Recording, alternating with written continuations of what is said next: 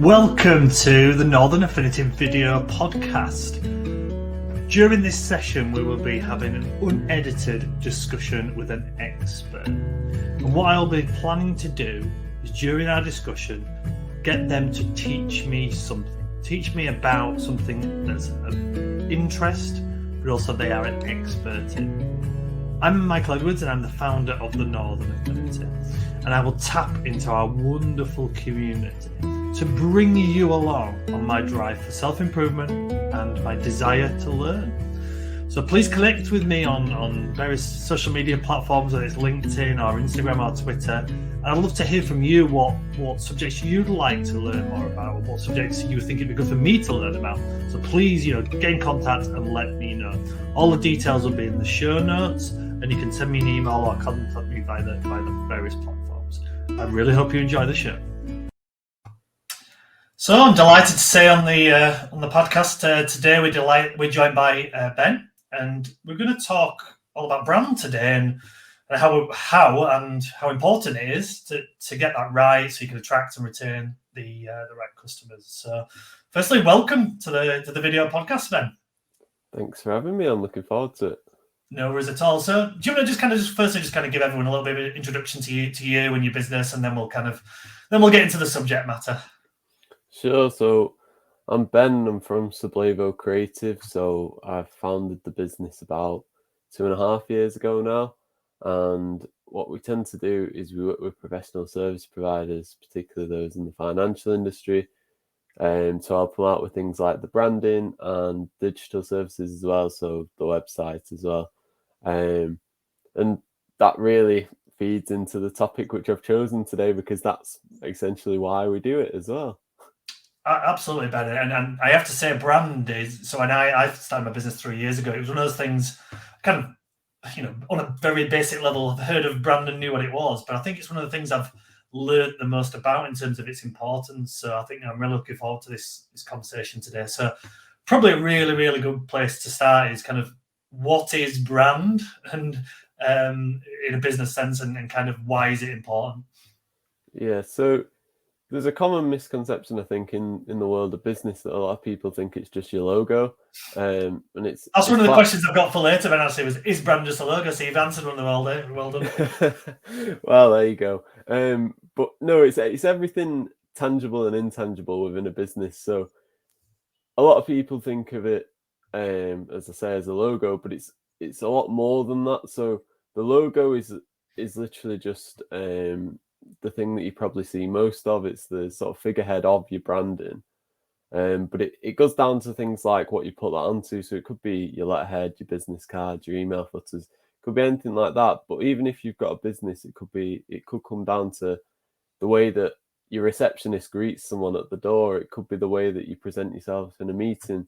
It's so much more than just sort of the visual side of things. It's also about sort of the environment that you create as a business as well. No, that makes sense. And I one of the kind of best examples, I guess, someone once told me about this was McDonald's, and how, you go to a McDonald's, and I'm sure everyone's experienced that at some point, where you go to one in the UK, or you go to one in Beijing, or you go to one in Thailand or Australia. They're all pretty much the same. There's a consistency there. And even if the word McDonald's or their logo wasn't there, you'd know you were in a McDonald's, wouldn't you? Yeah. It's about creating that experience that every time someone deals with you, they know that you're dealing with McDonald's. It's about being memorable, and sort of they always say that people always remember how you make them feel, and that's essentially what branding is. It's making someone go away and have sort of a good reflection of you.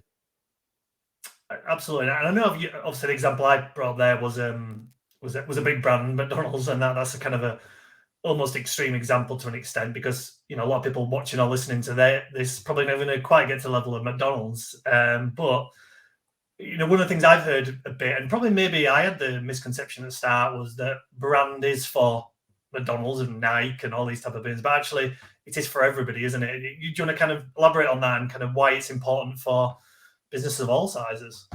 Yeah, so I think if you've got aspirations to grow, it's always a good thing to put yourself in that situation where you look, or you always want to copy who you aspire to be, because there's a reason that they're doing it well and there's a reason that they're in the position they're in.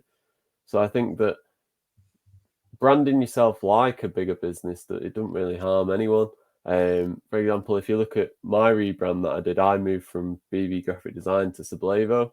And part of the reason for that was that I have the aspirations for the growth, but it was also about creating that experience for the people who I was working with. So Sablevo is basically, it's a Latin verb, so it means to uplift, to support, and encourage, which that's the, when I was talking about an experience before, that's the experience which I want to create for people and go beyond just being sort of, you are just a designer. Yeah. It's, your branding is essentially what differentiates you, and it really pushes your sort of USPs, and it pushes what makes you different and makes people understand why they should choose you over any other option on the market. It'd be interesting to know, actually. We'll use your example there. You know, what, and obviously I know it's a relatively recent change, but what impact has that brand change had for you? And you know, this, you know, I could be asking you this about anybody who does this, but it'd be interesting to know your experience, obviously being within the world, but also doing it. What the benefits have been. Yeah, I think a lot of people have a lot more clarity on what it is we do. I made a big sort of effort to change all the wording as well, and all the type on the website, and on all the other sort of social medias, deliberately, because I felt that what we were talking about before was, it was very sort of, we do this, we do that, and I wanted it all to be about the value that we added. And I think that now people really understand what we can bring to them, rather than we're just another graphic designer, we're just another web designer, because you can find millions of them on the internet anyway. So I think firstly it's given a lot more clarity, but I think it also allows us to go for a lot bigger jobs as well, because beforehand, where it was sort of BB graphic design, it sort of gives the impression it's just me and you're a one-man band, and you know, it's not the best branding for a branding person to have. So I think the fact that we've put that example there of, you know, strong branding for ourselves, that's probably the best advert you can give yourself as someone who does branding, because you need to be able to show people that you can do what you say you're going to do for them.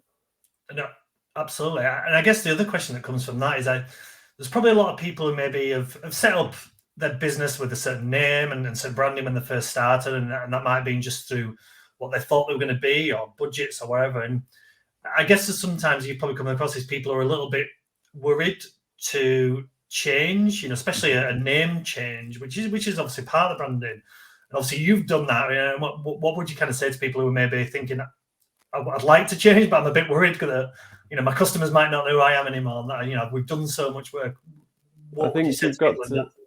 you've got to build up to it. So I didn't just turn around one day and be like, right, I'm going to change everything. For months before it on social media, I was doing it to show my process. So I actually went through on LinkedIn and I did a post every week about going through the rebrand. So that actually familiarized people with the rebrand. Yeah. And then it became less of a shock when it was happening, for the fact that I'd already talked about it. I hadn't revealed the name or anything, or revealed what it looked like, but it became less of a shock. The thing I see most often is that a lot of people in the industries that I'm working with come to me and they might have named the business after the name, for example, because in a lot of businesses, people come from a corporate industry and then go and set up on their own. And to gain that recognition, they want to keep the name involved with the business. And I think that is okay to an extent, but there becomes a point where you need to think about your long-term goals for the business. So you need to start thinking about, who do you aspire of working with, and also if you want to sell your business as well, you don't want a brand to revolve solely around you, because you know, once you sell it, or well, if you can sell it with a name based around you, you're no longer part of it. So you want to build up something that has strong branding, because it makes, if someone's come to buy your business, it makes it less risky for them, because it's perceived as something which they can come in and buy and they can make money from an awful lot quicker. Yeah, I know it's one thing. You know, I've spoken to business coaches before and various other people who have kind of, one of their things is they do is get businesses in a position to sell. And it's interesting you say that. One of the things they often talk I've heard about is brand value, essentially, and what that means. And there's probably not millions of examples, is there, of businesses that are essentially bearing the name of someone that have gone on to be sold. David Lloyd Gims is probably one of the ones I can think of. I can't think of any others. Yeah. But then there's also examples of businesses who have a real strong brand. The Virgin brands are a great example of that. There's loads of them out there people know, but most of them are not owned by Richard Branson. They've just got a really strong brand, and that's the attraction of them. Yeah. Would that be fair? Yeah, definitely. I think a lot of the brands like that, they use franchise models, don't they? So it's quite, you need to really have a strong brand to be able to franchise something, because as you mentioned before with McDonald's, they're all franchises. And to be able to essentially give someone a new version of your business and let them set it up, it needs to have really strong branding, because it needs to be in place how you set up that business, how it looks, how it feels, etc., so that you create basically the same template. Because that's something as well with a lot of people's brands, is that a lot of it is in the head, and a lot of it is, it's okay when you've just got yourself and you just sort of, that's how you speak to people, that's how you do things and run things. But when you expand that and you get someone working for you, for example, getting them to be able to translate what's in your head is a completely different thing. I want to go back to actually, you made a really good, I thought, really good point, an interesting point about when you were kind of developing your new brand, how you've taken your potential and current customers along for the ride with you. You've kind of got them invested emotionally. I think that's not just a brand thing, that's a really important business tool. So, it'd be interesting to know how the benefit you found that, because getting, you see a lot of people putting things, I mean, we'll go back to the logo thing, putting, for example, logos on LinkedIn and getting people to choose which one they think's the best. And that is getting people invested, isn't it? It's already getting them involved in you. Yeah. I think that was the thing that I looked at when I decided to do it. I put all these votes on and things like that, and ultimately they weren't going to shape my decision, because that's not what it is. But I think something else which is interesting, which I haven't mentioned, is when I did the rebrand, I picked up, because the reason I wanted to do the financial and professional services niche was because I'd started to develop some clients in that industry already. Mm-hmm. So what I did was I used those clients and I used other people from within my network, and I interviewed them about the rebrand, and I showed them a services brochure. I showed them what the rebrand was. I showed them all these different things and asked them lots of questions. But I deliberately picked people who I knew if they disagreed with it, they would give me some form of resistance to it. And I think that meant that not only did they then feel like they'd been a part of what had happened and they felt like they were a part of that change, it also meant that they were always looking out for the next bit and they were curious as to what was going to be going on. So I think that making your customers and making sort of your potential customers as well, when I did those interviews, feel a part of something and feel like they're valued and their opinion matters is quite important, because they're going to go away from that and they're going to think, this guy values my opinion, he's helped out, he's been thorough with his own research for his rebrand. If I get him to do similar, he'll go to the same lengths for me. Absolutely, and it comes back to, as well, doesn't it? Part of the title of this discussion is attract and retain the right customers. So it'd be interesting, I guess, kind of going back to your process, how you decided that who the right customers were, and how important that is when you're looking at your brand. Because maybe I kind of use the examples I've used before for business. When you first start, you generally you're quite generalist, and that's, I think that's okay, because you don't quite know where you're going to go yet. But I guess that's where things like rebrands come in and finding the right customers. So how important is to know who your customers, or who you want them to be, is to building your brand? I think it's crucial. I think at first, as you say, you do need to sort of be a generalist. I'd say you don't want to niche down too early, because what you think you want to work with maybe isn't what you want to work with once you actually start working with them.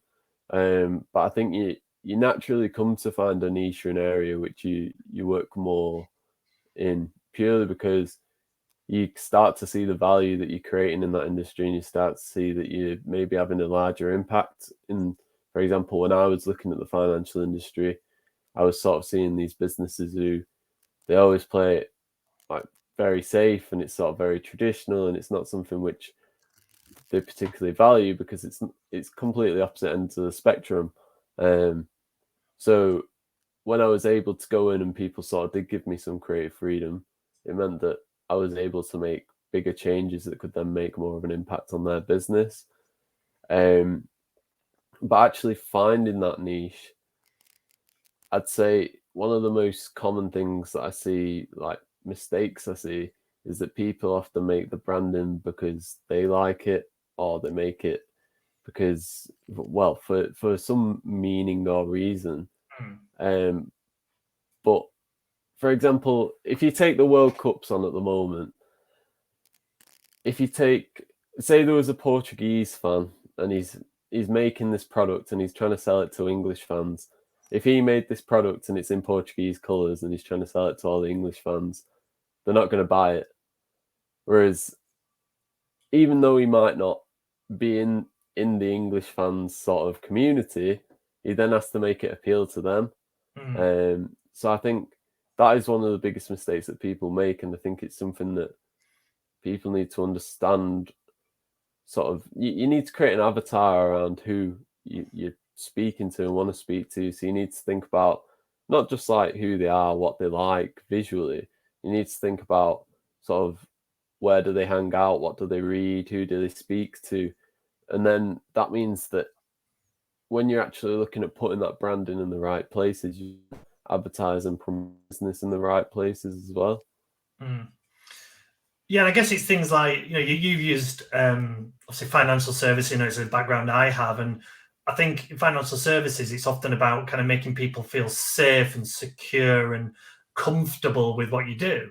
And now I'll use the example of my business in Northern Affinity, and it's more about people feeling happy and outgoing. And so whilst there is obviously some crossovers, I guess, with anything, but there is a slight difference, isn't there? And that's where I guess that's where an expert, someone like yourself, come in to kind of guide people along. Again, and that's thinking about essentially what are you offering and who you're offering it to. Yeah, definitely. I think obviously with, for example, the Northern Affinity, you're trying to attract a range of businesses, and you're trying to create an environment that's welcoming and makes people want to sort of collaborate and be there and work with each other. Whereas, for example, when you're talking about a financial advisor, they might be working with individuals and they're working solely with the individuals, and it's often it is a private matter because you're talking about someone's finances. So the Yep. complete sort of traits that they want there, they still want to be welcoming, they want to be approachable, but at the same time they don't want to create that community sense which you want to create. Absolutely. I mean, if you look over my shoulder and look at the banners I've got behind me, Mm-hmm. there's, the reason why the images we use there is because, people are smiling and happy and having a good time, which is fine. And that works because that suits what we're trying to achieve. And that's all part of the branding, isn't it? Like I said, right at the start of this, that's kind of part of the things I've learned a lot in the last few years about that, how much those little, almost quite subtle things matter. Yeah, I think you've mentioned there something which I forgot to mention at the start is imagery. It's like being consistent with your imagery.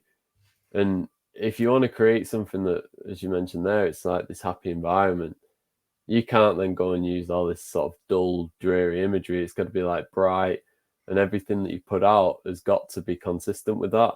Because you want people to look at it, and you want it to have that brand recognition essentially. So I think photos and video they've got to be really consistent in the style that you want to create, and you've got to understand as well what the goal of it is as well. So I think Yep. you've always got to think about the purpose as well.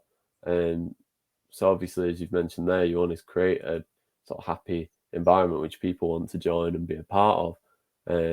And I think by using those bright and airy pictures, people want to get involved with it. Absolutely. So, and obviously we've talked a lot about kind of, I guess, the reasoning why and why it's important.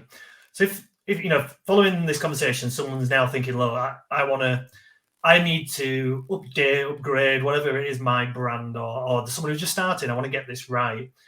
Obviously they can come to someone like yourself and talk about that. But if they were maybe just before they did that, what kind of few things should they be thinking about? Maybe writing down kind of first steps, if you like, to get them on that journey to kind of get into the place they want to. I think the main thing you've got to find out is why do you want to make that change. So you've got to look at what you've got existing, and you've got to be really analytical of it, and you've got to think, well, why don't I like this? What do I want to change? Because deep down, if you know you want to change it, there's obviously some sort of reason for it, and you can ignore that for as long as you want, but it will catch up with you eventually, and you will have to take some action on it. But I'd say the main thing is if you don't like, you want to know what you want to be known for. So you want to think about how you want to make people feel, how you want to be sort of perceived from an outside perspective. And you need to think about alignments. You need to think about, are these things actually being symbolized in what I've currently got? Because I do similar workshops. So I do brand workshops where you do all these things and you look into sort of the psychology of the branding. And it's quite interesting that a lot of the time what people think they are perceived as is more what they want to be perceived as. And when they sit down and have a look at it, it might not be the same thing.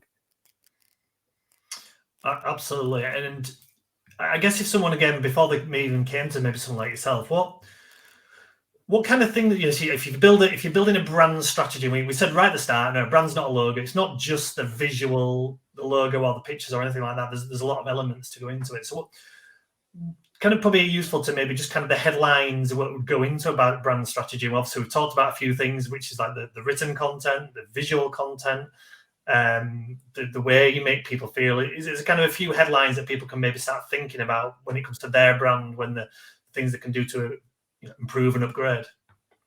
Yeah, so I think one of the main things, I mean, it's quite easy to find this out, is colours. So I always think that colours are probably have a bigger impact than a lot of people think. And do a quick Google search, you can find out quite easily what sort of the perceptions of different colours are.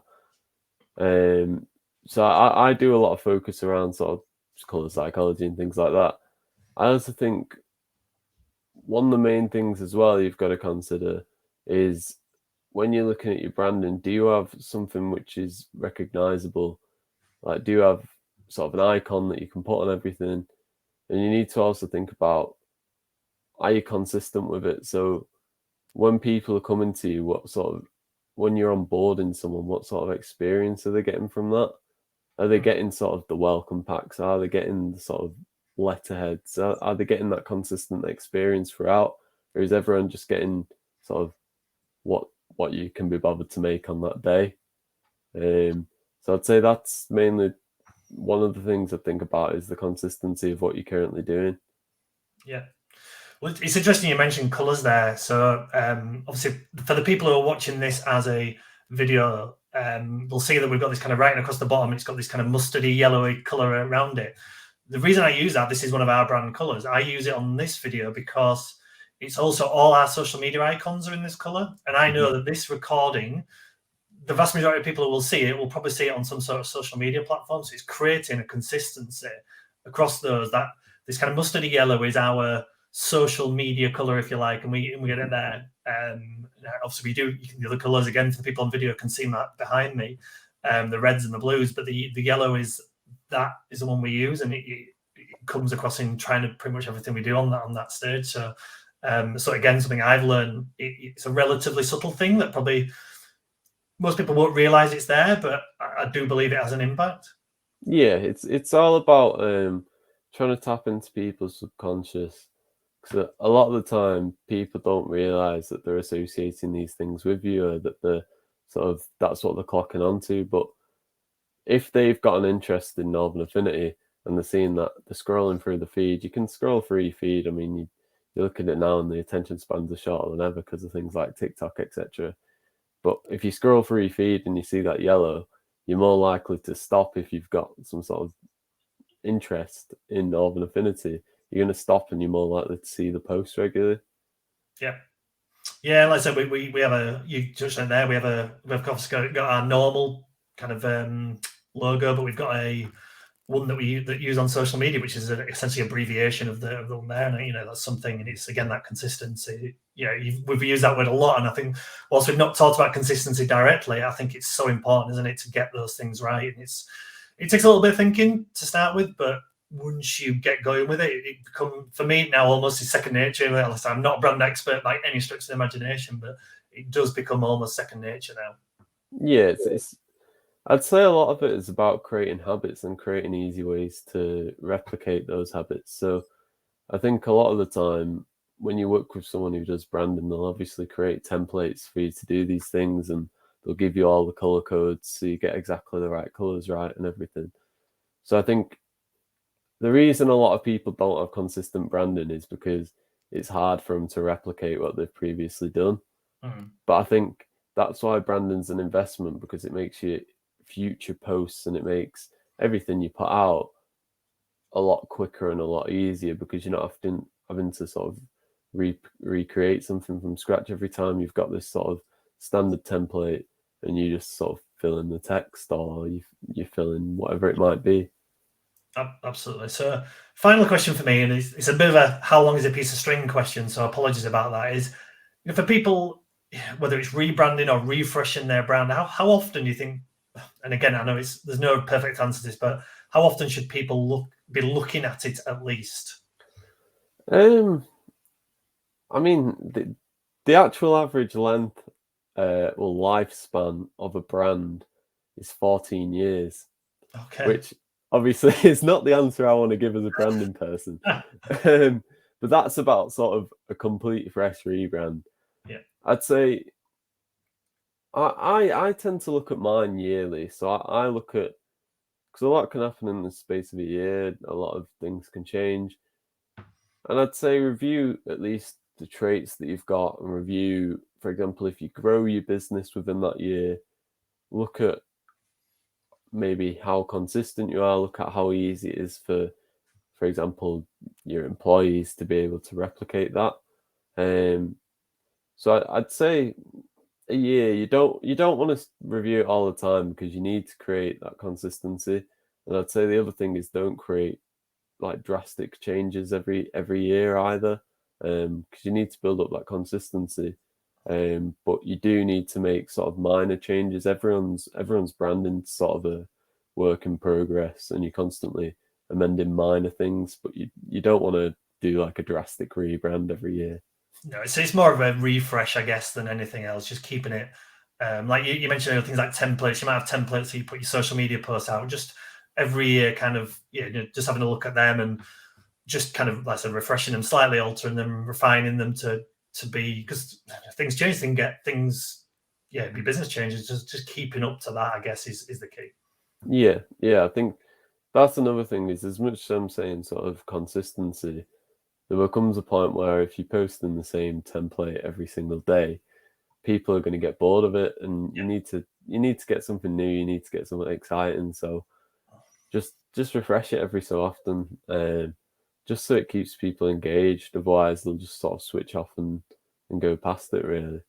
Absolutely. Well, no, that's great, and I think it gives a lot. It's got me a few things to think about, and I'm sure lots of people as well. So appreciate it, Ben. If anyone wants to find out a little bit more about you and what you do, now I'll put all the details in the show notes. But where's the best places to go?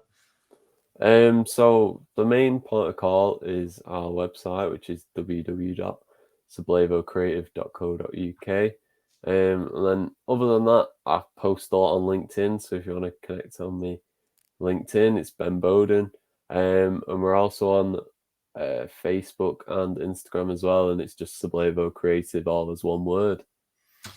Thank you, Ben. And listen, we'll put all the details in the notes, both on the video and the podcast. But yeah, just finally, thank you so much for your time. There's a lot to digest there for a lot of people, and I'm sure that it really, really helps. So thank you very much. No worries. Thanks for having me. I hope you enjoyed this chat today, and like me, you learned something new from our wonderful expert. So if you'd like to hear from more of our sessions, please subscribe on whatever platform that you get your podcast from to hear more. And also, we'd love to meet you at some point at one of our upcoming events. The Northern Affinity hold events all across the north of England, and we'd love to meet new people and have guests along. So please come along and check out our website or all the details in the show notes. Thank you very much for listening, and see you next time.